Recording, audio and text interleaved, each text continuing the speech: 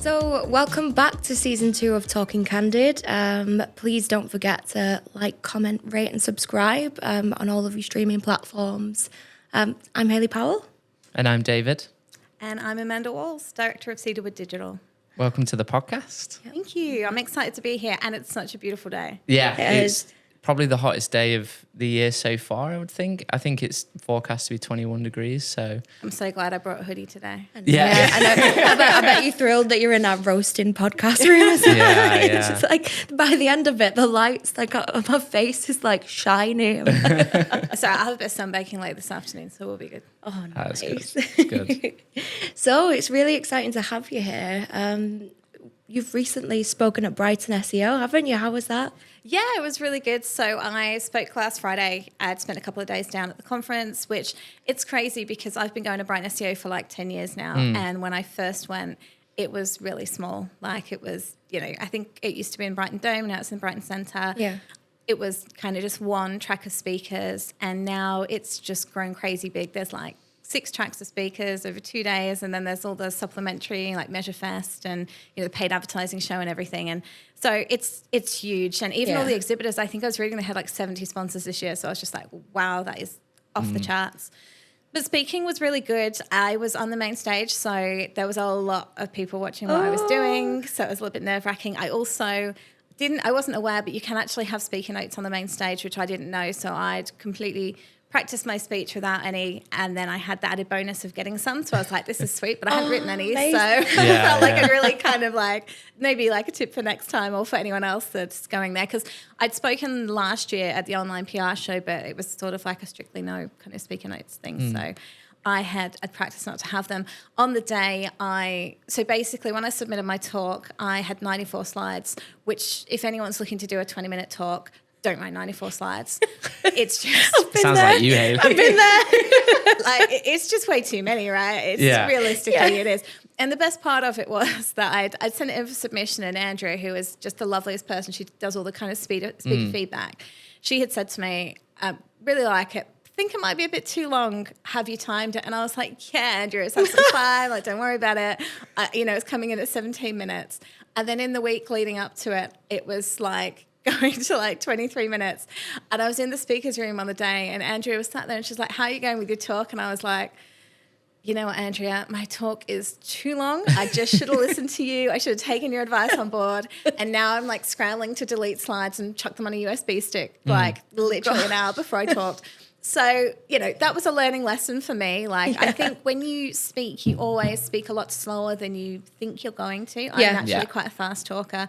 So I think when I was rehearsing, I was speaking quite fast. And then when I actually came to doing it, and you're explaining things in a lot more detail. But I think my one biggest takeaway from Brighton, apart from all the kind of amazing talks and everything, and I won this really cute little seagull in one of the vending machines. One of them was on caller. Someone had like a... Was it like a claw machine? So it was a claw machine, but I have to admit, so I did this on the Friday afternoon, and I think what had happened, because some of my staff had done it on the Thursday to no avail, is it was really difficult. So a technician had come along and he'd made some adjustments to the machines. Right. Which I think might have made it a bit easier. And I haven't told my staff this yet because they were all a bit gutted they didn't get one. And I was just kind of selling my amazing, claw machine skills. So realistically, it could have been the guy with the key to the machine that came along before I had to go on it. Yeah. So that was really good. But I think, my other key takeaway was definitely chill on the number of slides that you do. If anyone is like looking to talk at any events, because you want to include lots of information, but you just end up rushing, and you've got this huge timer on the floor in front of you that like it's so daunting, 20 minutes. Isn't it? Yeah. So I'm literally like, okay, I've got this timer in front of me. It was very, but it was fun. I loved it all the same. Was it the kind of first major talk you've ever done, or have you done talks in the past? So I used to do a lot of talks for Google's Digital Garage. So I've talked in front of like crowds of thousands, let's say, before. So I was used to it. I think the difference is when I was doing those talks, I was talking to like maybe say small and medium business owners that didn't know a lot about Google and they wanted to learn more about it. Yeah. When you're speaking at Brighton, you're literally speaking in front of, I don't know, thousands of people in the industry that know exactly what you're talking about. Yeah. They're your peers. So, you really have to get your stuff right, because otherwise, you're kind of going to look bad in front of your peers. So I guess that there's another kind of element of pressure there, because you're you really have to do your research and make sure what you're saying is, obviously factually correct, but also it's, taking all the kind of views into account. So there's, an added layer there, I'd say. Yeah, definitely. I think that you can definitely spot when people are like taking something new. Like I spoke at the Prolific North event last year in the main stage, and I could tell who was like a small or medium business owner and who worked in SEO, because I could see them going, like glaring at me, waiting for me to mess up. And I was like, God, you have some people in the room that are quite spiteful, and they're hoping that you fail or you fuck up in like your speech. You can just tell. Like, I think you said you was like, I saw a few people in the crowd who were like, pulling faces. yeah. Well, I locked eyes with somebody. Like, I don't know why. I just like intensely talked to this man, and it turns out he was like the director of an SEO agency. I was like, he must have thought I knew who he was. And I'm like, listen to this SEO fact, but it wasn't. Like he was the only one smiling. Oh, bless. Brighton was really interesting, like, because I feel like last year was like, it was just AI shoved down your throat. Like, every talk was pretty much about like, oh, ChatGPT, and it was like, I think we actually got quite bored and was like, oh, we don't want to do another talk on AI. Like, we already know enough about it. And I think this year there's a lot more diverse opinions and diverse kind of talks on very interesting things with SGE and the algorithm update and the future of SEO. And the one thing that people couldn't really agree on at the event, I feel, was what the future of search generative experience is. Some are saying, yes, it's the future. Some are saying, no, it's never going to happen. It'll be something that will be dwindled down over time over Google and it won't be a big deal. What are your thoughts on SGE? So it's funny, this morning when I came into the office, one of my staff who's an SEO exec literally came running up to me and she's like, I got an SGE result last night when I was looking for something online because they're doing the testing in the UK at the minute. And basically she was trying to, I think it was double cooked chicken. So like air fry it and then pan fry it. I mean, I'm not a chicken kind of I don't understand what the concept behind the cooking was, but she'd taken a screenshot of the result. And at the start, it kind of had, it basically looked like a Google Gemini or a ChatGPT response, I guess is the best way of putting it. So, because I'd seen the testing they've been done in like the US, but I hadn't seen it done here in the UK. Yeah. This is kind of the first time I've seen something from it. So it was a result with like a load of information and one link, and then there was like a whole load more information, and then there was like a recipe, and then there was like 3 pictures, and then buried, I would say a good 4 scrolls down was probably the first organic result. Wow. And our conclusion from that was, wow, organic search, what does that mean for that? And I was sort of saying to her that I understand from like an informational perspective, because sometimes I'll ask Gemini for an answer to a question and I'll just kind of take that information and roll with it. But if I'm searching for a service, I would find that so frustrating. Yeah. And to do, as for the clients that we have that are service-based, I certainly wouldn't want 4 scrolls of information before their page comes up, because that is a minefield. I think the other big consideration with SG is who's fact-checking this information. Yeah. So that information that's in there that's telling us how to double cook chicken, like who is saying that is the best source of information? Like, how do I know that? And, you can get pretty sick if you don't cook chicken properly, right? Yeah. So how is that kind of verified or, in any way, shape or form? And I know recently when I've used Gemini, they've kind of asked with the result, do you want to double check this? Do you want to see where this information has come from? Right. Almost like a fact-checking exercise, which is okay. good. But I think for a lot of people that aren't aware that function exists, they're just going to take that as gospel. Yeah. Yeah. And that...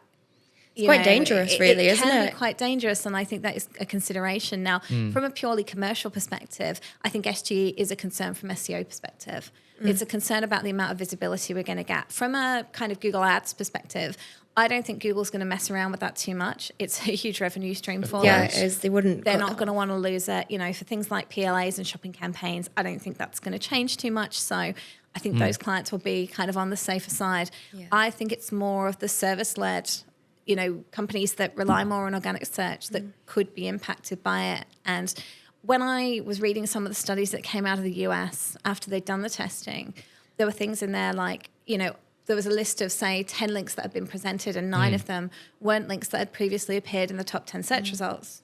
So that's 9 completely new links, and how Google is determining what's going into that list. Again, Yeah, how does that work?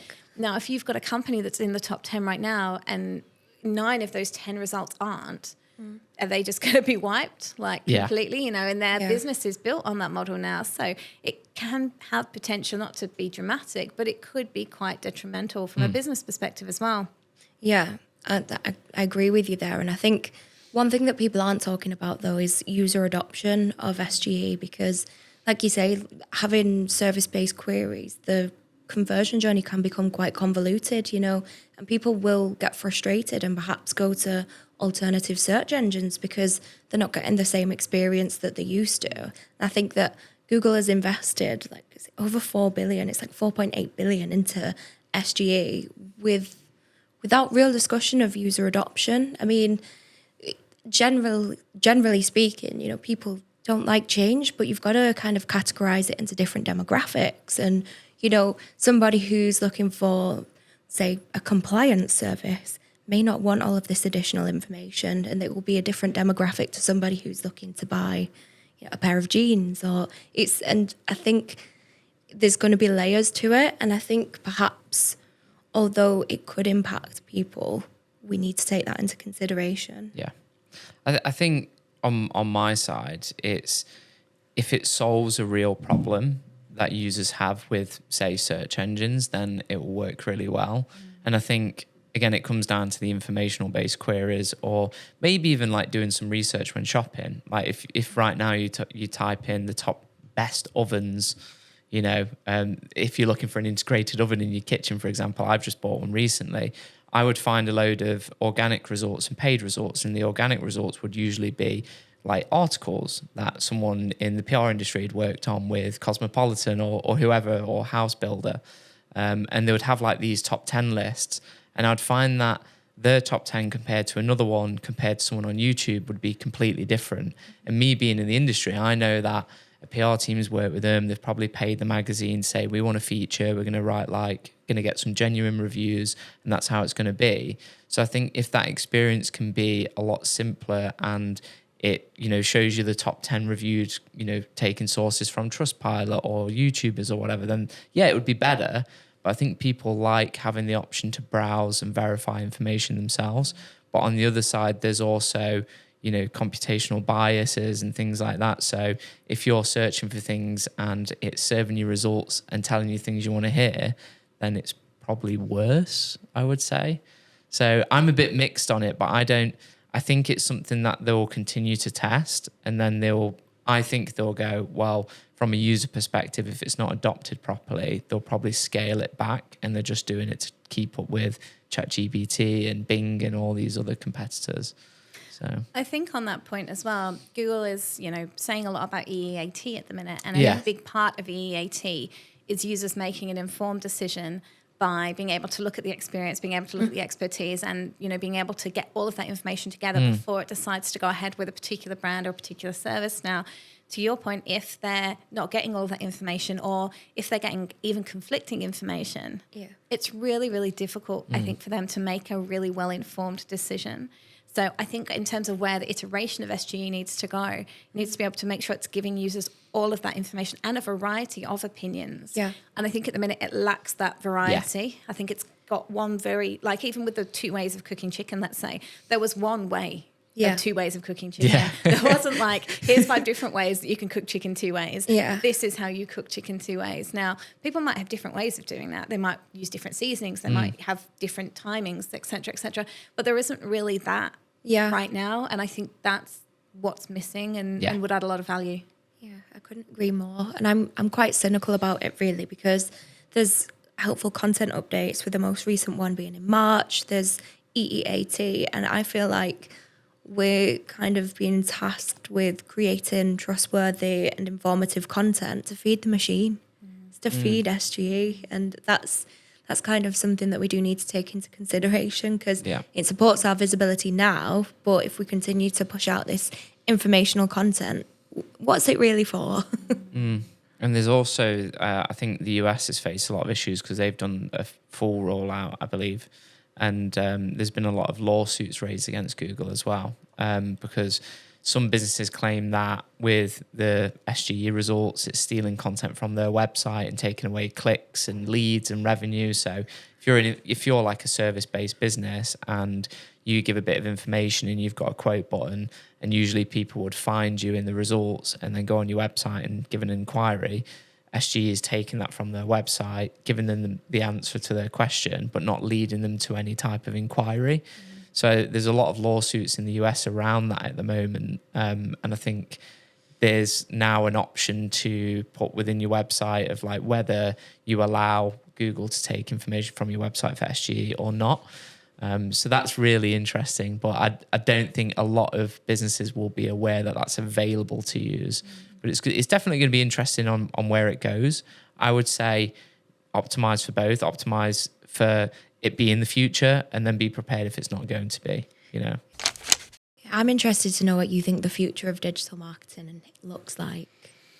I mean, at this point, I'm kind of hoping it's not fully SGE. Yeah, if I can be transparent, I'm kind of hoping. I mean, look, I think digital marketing, it does need to get better. And what I mean by that is I still think the search results are flooded with some rubbish. Yeah, like, I agree. I still think there's issues in that. I still think there's lots of really poor quality link building going on. I still think there's a lot of manipulation going on. I still think users perhaps aren't getting the best results that they are.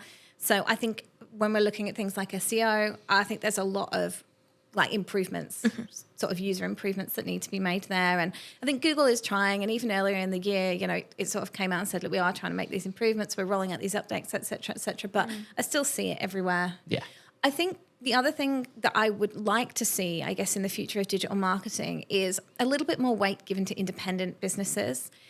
We work with a lot of independent businesses, and in the last sort of 4 to 5 years, we've just seen an absolute domination of Amazon, eBay, you know, really, really, really big companies. And I think that if digital marketing continues to go that way, you are making it so hard for independent businesses who, in fairness, haven't had an easy couple of years with COVID and, you know, now recession and everything else that's been going on. And I think a lot of that is weighted towards, you know, the large kind of multinational corporations and not so much towards independent businesses. True. So I think what we will see is a real push on innovation from independents to try and get themselves out there a lot more, to try and work out how they can compete with, you know, those bigger businesses, because it's not easy when you don't have the budgets. It's when you don't have the huge internal and external PR teams and, you know, the TV advertising and everything. We see it at Christmas, you know, a lot, where the Christmas ads go out and all of a sudden those companies are absolutely everywhere. And if you're not releasing a Christmas ad or you're competing with someone that is and you don't have one, it's really difficult to get that visibility. So I think from where digital marketing is going, or where I hope it's going, I hope that we're going to see the ability for independents and kind of smaller businesses to fight for that real estate. Yeah. Hopefully it's not less real estate because of SGE. Yeah. But I think we are going to see, you know, a switch towards things like a lot more user-generated content. Obviously, TikTok is quite big at the minute. I find myself somewhat frustratingly scrolling through it, although I seem to get stuck in the weirdest TikTok algorithm. Yes. Oh, really? I won't go through all of them, but I have this really weird one that's caving disasters at the minute. So I'm very claustrophobic. Oh my God, yes. And I keep getting presented with TikToks of people getting stuck in caves. Oh my God. And it's just awful for my claustrophobia. But also I'm just like, how did I get into this? And actually I'm in one at the minute with The Sims. I don't know if you guys have seen this, but a lot of people are like recreating scenes from The Sims. Oh yeah, I've seen that. Yeah, So I'm also video stuck game. in this one. So I get no educational content on my TikTok. I get nothing related to digital marketing or anything that I do. I just get caving disasters. I also get a lot of tarot readers. I get a lot of Like, tarot readers. Tell me my future. And that's pretty much where it goes. But I also do see TikTok as a platform. You know, people do relate to people. And I think that the future of digital marketing is a human approach. Yeah. So it's making something that's relatable to people, and you know, it's about how you make people feel, really, isn't it? Like if people feel something and they engage with you, and you know, that type of thing. And I think extolling benefits rather than features. A lot of people talk about features of a product or a service, but really they should be talking about how it's benefiting people. And I think people that are doing that well and giving that user side of things, and you know, maybe backing it up with user generated content and reviews and people actually doing things, will do it well. Video is really consumable. You know, people love video, and like I say, you know, TikTok is, I'm a bit old for TikTok if I'm being completely honest. Same. But I still do find myself scrolling aimlessly through it.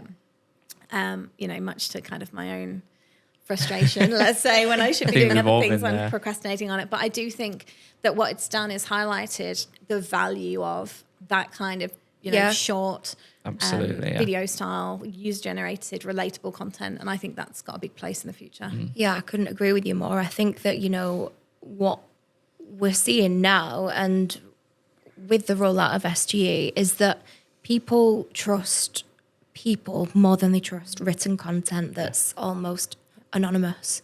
So, yeah, I couldn't agree with you more there. If I'm, say, a small independent brand, small business, where do I start in today's economy, in today's digital marketing world? There's so many different things now that are coming out. Where do we start? I think it's really difficult, for small businesses. And, we speak to a lot of them. We speak to a lot of independents. I think because of the size of our agency, you guys probably see the same. They would come to us as opposed to like a larger agency. They might come to us with a budget and sort of say, we need to promote this product or this service. What should we do? Do we do advertising? Do we do SEO? Do we do PR? Do we do, TikTok? Do we do user-generated content? And I think it really, really depends on what they're trying to sell. What is it? A product? Is it a service? Is it, we've seen real good success with products on things like, your TikToks, your Instagrams, your Facebooks, especially if it's a product that's not commonly known. So if it's something new to market, let's say, or something people aren't aware of, those platforms I think work really well. If it's something more established or if it's a service, I find that the likes of Facebook and TikTok, I don't think they're less kind of trustworthy, but I think that people are looking for more information around that. Yeah. And that's where I think more the advertising and the SEO side comes in. But to be honest, a lot of conversations that I'm having with small businesses at the minute, particularly if they're starting out, is that SEO is like a long game and it's very difficult in a lot of instances against large businesses. So if they're starting out, we'll usually recommend some kind of advertising to get the ball rolling, to get, and also to test the product, to check that it's something people want to engage with. I think, in order to do a great marketing strategy, part of it's the marketing, but, a part of it's the product and part of it is the website, right? Yeah. Like the website has to be right. And a lot of the times we'll have people come to us and they'll say, right, we want to get more traffic and more sales through this website. And I'll look at the website and go, I wouldn't buy off that website. Yeah. Yeah. So I don't expect anyone else to. Yeah. No, I agree. Like, I think we've got to a point where, your website loads quickly. We've installed a plugin, look at your core web vitals, but now it's actually about the metrics that we're seeing are very much like user experience. We're having a look at like engagement rate. We're having a look at, Google's releasing new core web vital metrics just to check the user experience. It's more so now once you get to the website, what experience are you getting? How trustworthy is your website? Because if it looks dodgy, people are going to click off. And we've been in those situations before, haven't we? Where dodgy. And we've not worked with them. The thing is, they might have a really good product or a really good service, but then they don't do themselves justice in terms of the website or the branding, because it's one of those things. It's like, websites you can get very cheap or very, very expensive. It's the same with brands. You can get someone who does it on Canva, you get someone who does a proper brand workshop. Same with any service, really. And usually it's those kind of fundamentals, I think, that some businesses look over and they think, okay, well, marketing is going to solve all the problems and we're going to sell all of these products and then we'll have enough money to do X, Y, and Z. And I always say start with the basics first. Get your product right, get your service right, get your website right, get your branding position right, and then you can look at advertising, getting it out there. Because a lot of the time, if you have a bad website, you have a bad brand, and you have a good product, your advertising just won't work as well as it could. And I think it's, for me at least, starting with the basics. Like 100%, I agree with that. And I think sometimes it's really difficult to get people to understand that there is an issue with their website or an issue with their product or an issue with their service. Marketing can be seen as like a magic wand to try and make something happen. Yeah. It's easy to blame marketing when things aren't working. 100%. And the other thing that I think sometimes frustrates me about, particularly a smaller client, is when I say to them, who's your target market? No idea. Can you give me any information? Age, demographic, no idea. That's what you guys are supposed to be doing. Not exactly. Like, we can find data about your target market, but when you're developing a product or a service, having some understanding, I think, of who that is and being able to inform that marketing strategy is really important. So, when it comes to developing the product, I think it's developing and understanding who is going to buy this product, who's going to engage with it, and how long it's going to take them to do so. And that will help to inform the marketing strategy. I think Steve Jobs once famously said, you've got to think about the customer experience first and work backwards to the technology. And that applies to product or service. You've got to think about your target market, who it's for, what problem you're solving, and then figure out, how am I going to deliver this to those people in the best way possible that is competitive in the market, that is competitively priced, and is done really well. And I think that it rings true with me, because it's frustrating when you talk to a lot of businesses and they're like, okay, well, this is what you should do. And it's like, well, that's a bit more market research. Maybe you should know that as a business already and we can help with it. But if you got those right from the get-go, you'd be in a better position to market than you were if you didn't. And I think the pricing point is also a really good one, because I am not going to be able to sell a product that is £30 more expensive than the same product on another website which has equally as good reviews and equally as good reputation. It might be that you have fantastic customer service. It might be that your branding is great.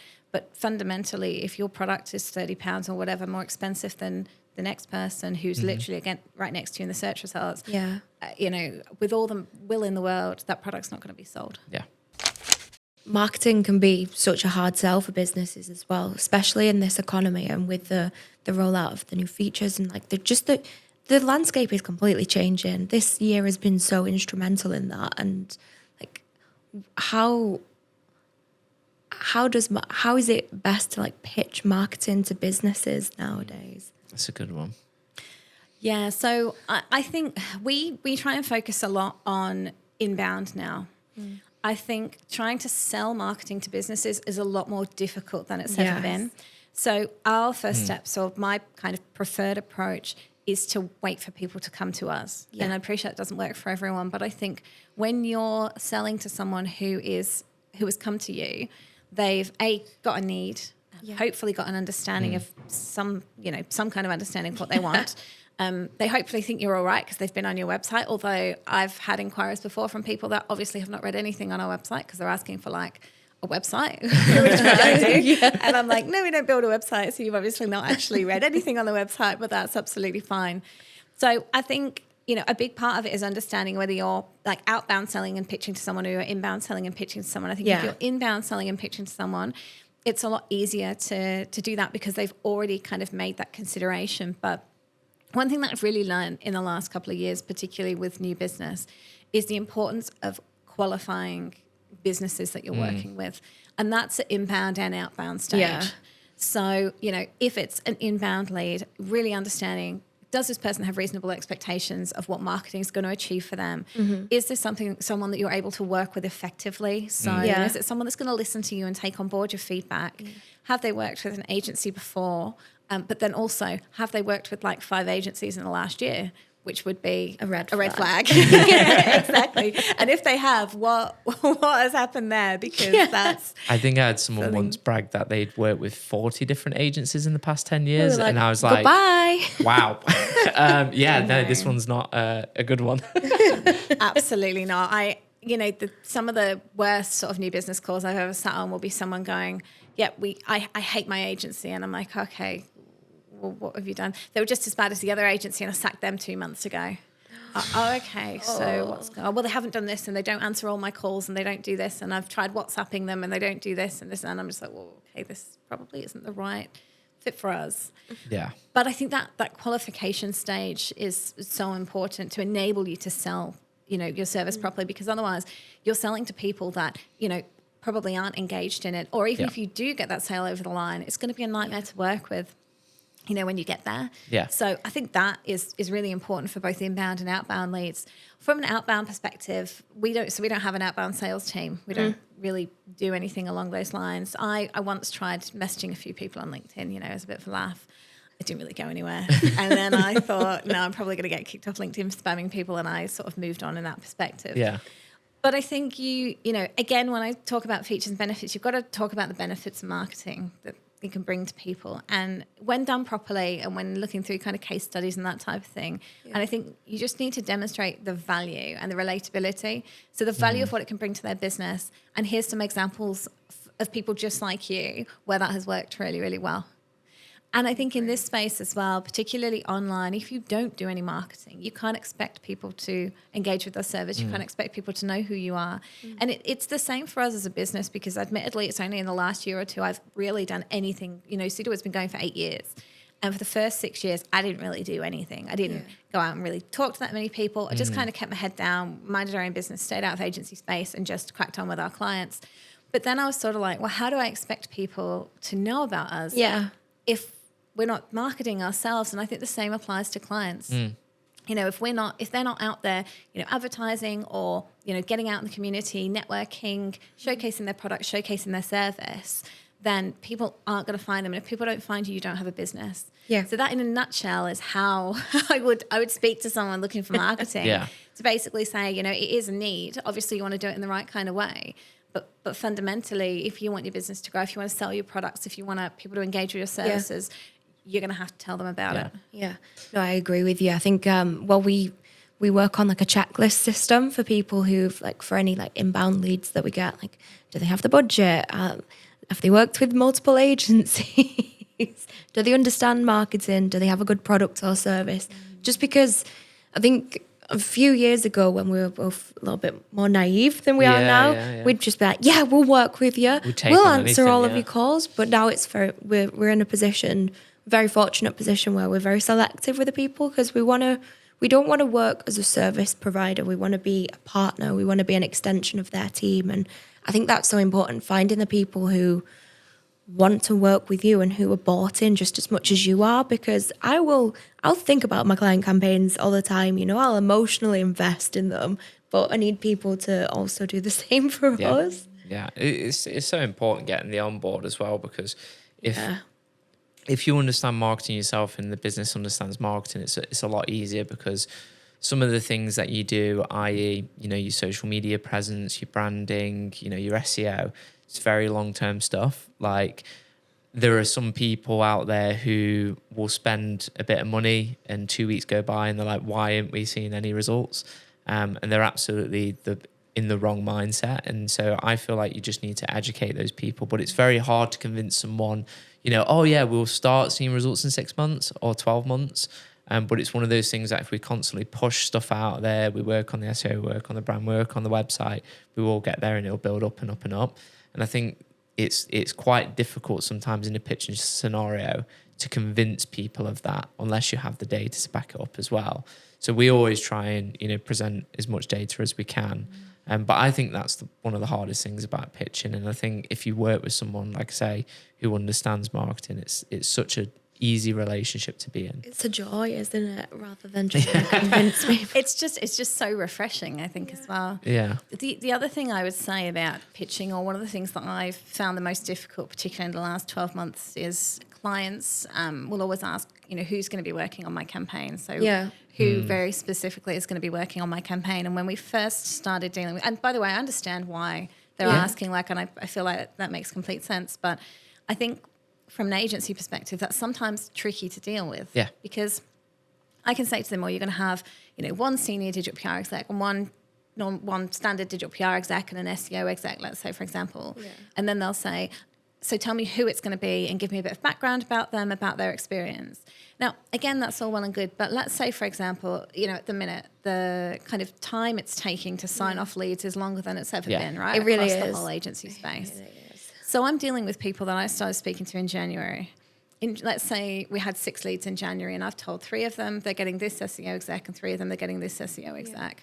Now, all of a sudden, you know, imagine a scenario, these 3 all come in, all with the same SEO exec. But since January, I've had another 6 pitches where I've also pitched that same SEO exec. You know, because none of these pitches have come in right now. So I'm still... And then those come in, and all of a sudden, I've got 6 new clients and 1 poor SEO exec that is supposed to be working on all of that. And I've got another SEO exec that's got no work. And then I'm going to the clients and trying to explain that. And they're like, oh, but, we thought we were going to get so-and-so on the account. And it's kind of like, yeah, but I was speaking to you 5 months ago and things change. And that's, I would say, one of the most difficult things I think in the agency space at the minute is I think businesses now, because in the past they've been burnt by, speaking to salespeople and then being put with junior account managers or whatever the case might be, they now really want to know exactly who am I going to be speaking to, who's my main point of contact, how often am I going to be talking to them. But there's not that acknowledgement that if you're going to make us wait 5 months for an answer, in that time, things change. And it's such a tricky conversation to have at the minute. Yeah. And then especially, in talking with the staff, because then I don't want to, if I've got 2 staff members, I don't want to give one 6 clients, one not client, let's say, because that doesn't make sense. So that's something that we've definitely seen as challenging as well. What do you think, businesses are looking for in agencies these days? Like a lot of it in the past, I feel like used to be about, value propositions, processes and price. And I feel like in recent years, that's changed quite a lot from what I've seen. What do you think businesses are looking for when it comes to working with a marketing agency these days? So every time I have a new business call, one of the things I will ask them is, what are you looking for most in an agency? And actually, it really frustrates me because I would say 99.9% of the time, they will just say, just really looking for transparency. And I'm like, okay, yeah, obviously, get that. And that's great. But every agency is going to tell you they're transparent. So what are you actually looking for in an agency? Because I'm going to say we're transparent, and the other 3 agencies you're talking to are also going to say they're transparent because, hey, it's really easy to say that in a pitch, It right? is, yeah. Like anyone could be transparent in a pitch. So I then sort of try and push a bit further and be like, but what are you really looking for? Like, what is that?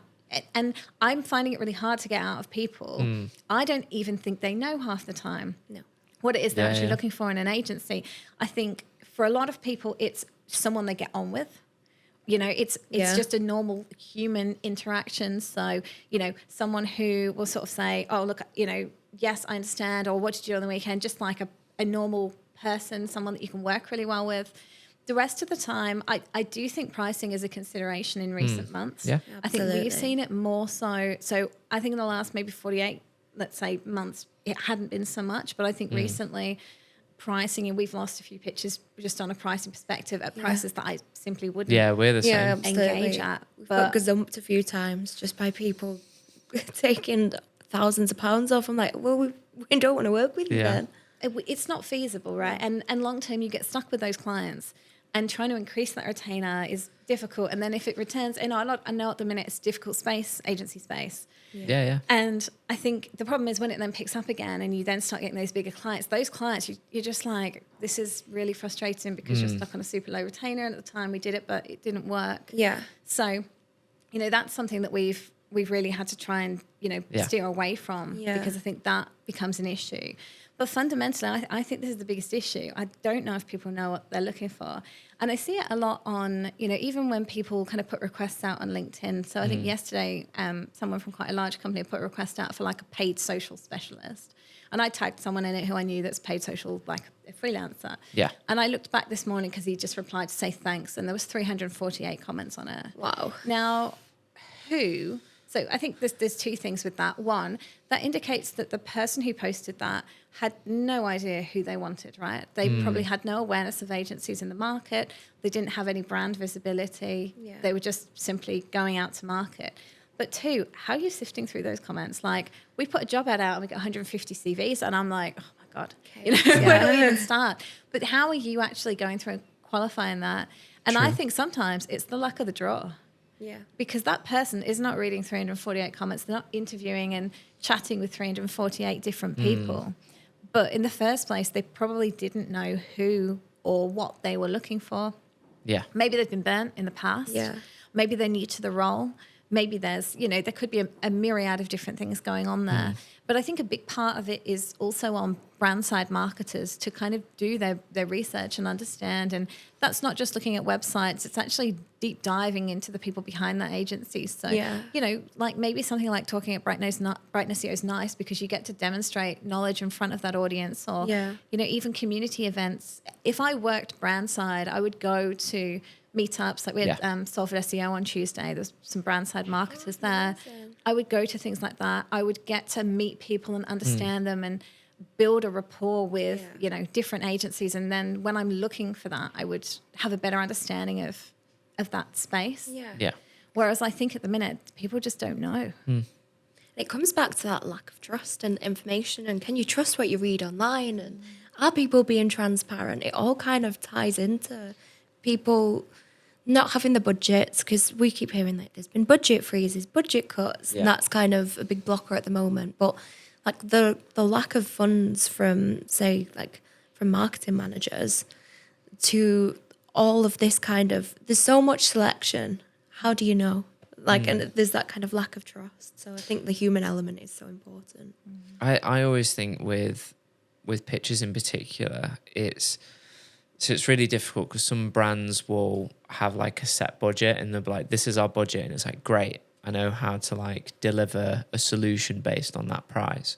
And then 99% of the time it's, we don't have a budget. We're going to get prices from loads of agencies. And then you start this bidding war. And I think one of the problems I think with agencies in particular is that we're all stuck on this hourly rate. And it's a competition of who's got the cheapest hourly rate, who can provide the most hours, who can provide the most value based on those hours. And I think that's very backwards today. And it's easier said than done. But I think the best way to price up marketing in any sense as a brand, you've got to think about, what result am I trying to achieve here? Not just what services am I looking for. If we need to increase our revenue by 1.5 million, what is a realistic number to spend to get to that goal? And then giving that to different agencies, or maybe even looking at hiring internally on that budget to achieve that number, rather than, a race to the bottom on, very cheap quotes, who's got the cheapest quote, and everyone's bidding against each other. And I think if agencies looks more so at pricing on value rather than hours, it would be a lot easier in terms of conversations to be had. If I say, well, if you give me £200,000, I can get you that 1.5 million through X, Y, and Z. That would be an easier conversation than, we're going to price it at this point with this many hours, and then the other agency's done the same, and so on and so on and so on. And I think that's a real problem in the industry at the moment. And I think it's easier said than done, but there's a lot of newer models out there that I think agencies can consider in the way that they sell and the way that they price things, rather than sticking to this this hourly rate, which is not really something we can keep on forever, I don't think. I think also with the pricing point, I find it really frustrating sometimes with our clients when we've done a campaign, they're now making a lot more money, but they don't want to increase their marketing budget. So it's like, you're now making an extra, let's say £2 million. To get from 2 million to 4 million, you are going to need to spend more than what you're spending right now. But there's not that like awareness that, you are going to need to spend more than what you are now. And that the lack of reinvestment. Now, I know there's economic reasons for that probably in the last 12 months, but I think in the last 12 months more than any other time, that lack of reinvestment, or that lack of willingness to reinvest, has been really like showcased in the industry. And even when I say to people, are you aware that your competitors are spending 2 or 3 times what you are?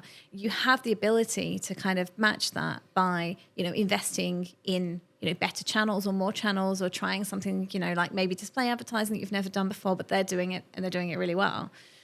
But there's just like, but we spent this much and we got great results, so why do we need to spend more? Yeah, we hear that all the time. Do you think it's due to a lack of education within, say, like even medium or large companies, in shareholders and the people at the top pulling the purse strings not really understanding marketing and the value it brings? Do you think it comes from that? I think sometimes if marketing's hit its goals, that the people that own the purse strings don't see the need to invest more, because marketing is doing what it needs to be doing. And I think sometimes they just look at it as saying, well, do it more efficiently. Rather than taking more money for it, just do it more efficiently.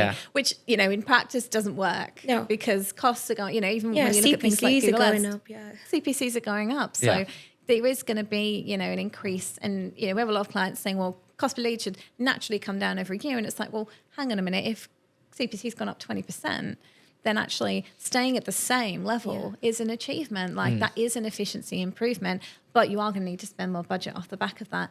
And I think a big part of that is to have what we try to do, and it's had various kind of levels of success, is we try to better educate the people that we're working with. So we work with some some marketing managers, marketing directors who really get it. They're great at liaising with the C-suite and selling marketing in and explaining budget, but some just don't.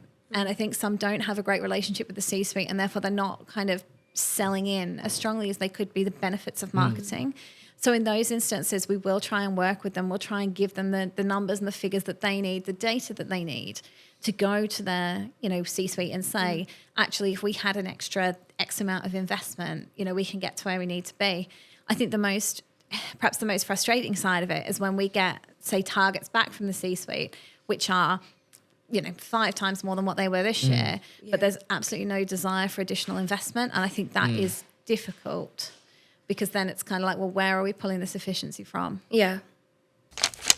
So there's one final question from me, a little bit more lighthearted.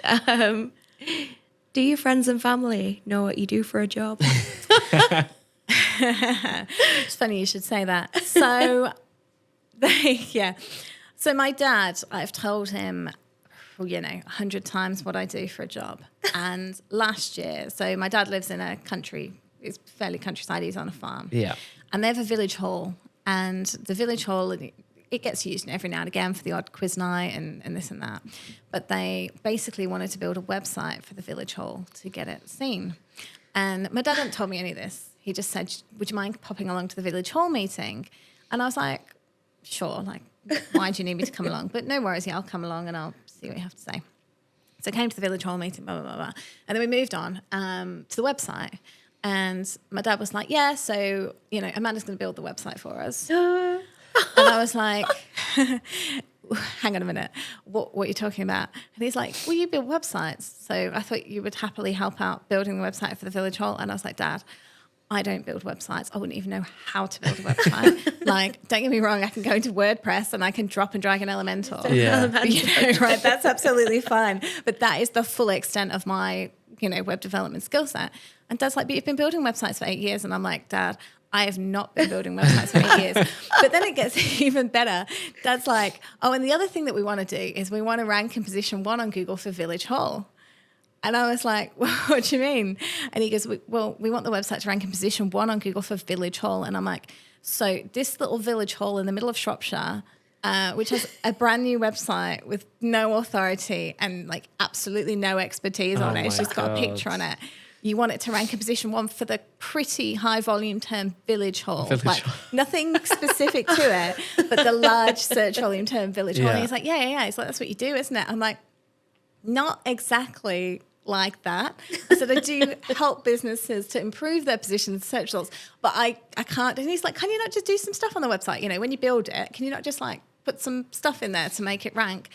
And I was just like, no. And at that point, I realised the answer to your question is no. They have absolutely no idea what I do. They simply don't understand it. They don't understand the space whatsoever. I find explaining Google Ads a lot easier.